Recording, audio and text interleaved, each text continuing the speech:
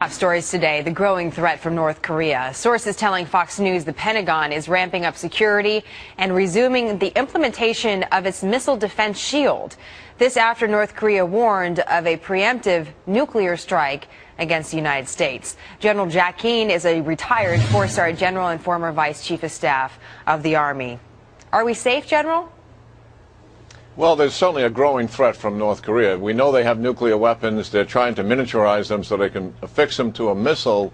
And they've developed missile technology, which they just tested back in December, that is attempting to reach the west coast of the United States, obviously to include Alaska and Hawaii. That's where they're heading.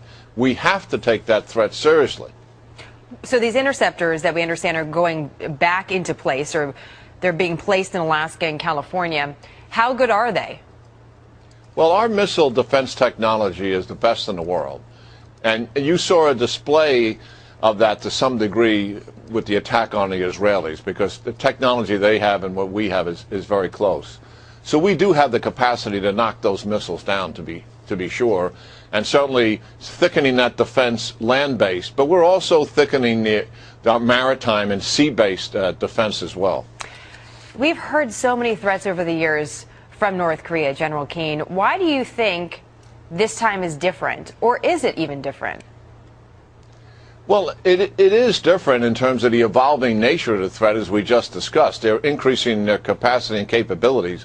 The Pentagon has got to take that seriously, because they don't get involved in the emotion and politics of a threat. They get involved in what are the real capabilities, and these capabilities are real and they're increasing. So that's serious. The other thing is dealing with the new leader, Kim Jong-un, and we still don't know a lot about him, and his reign is developing right before our eyes. But he's out seeing an artillery site just recently, which is the same site that fired in 2010 on the South Korean island where they had casualties there.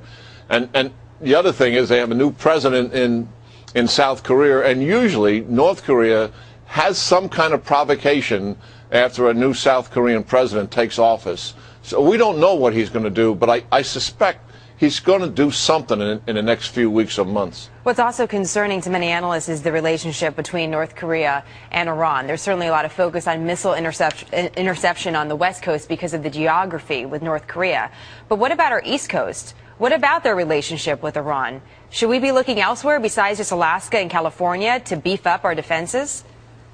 Well, the Iranians certainly, as we all know, we've talked many times, are developing a nuclear weapon. They have missile technology, short, medium, and long-range missiles, that can deal with their entire region and also reach into southern and eastern Europe.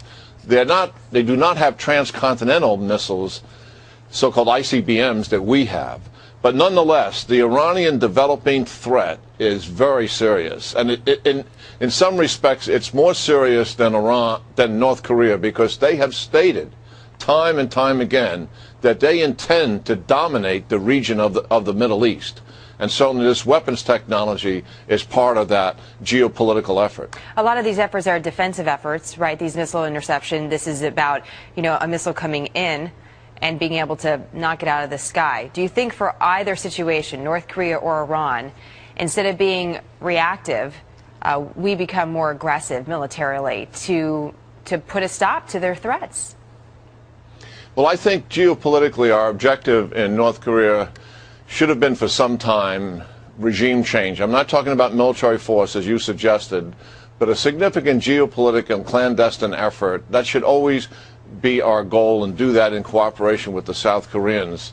And certainly as it pertains to Iran, I don't believe for a minute that we should permit them to have a nuclear capability, given their stated, clearly unequivocal strategic goals. And if it requires military force, then certainly we should do that. General Keane, always nice to see you, sir. Thank you. It's good seeing you, Jenna.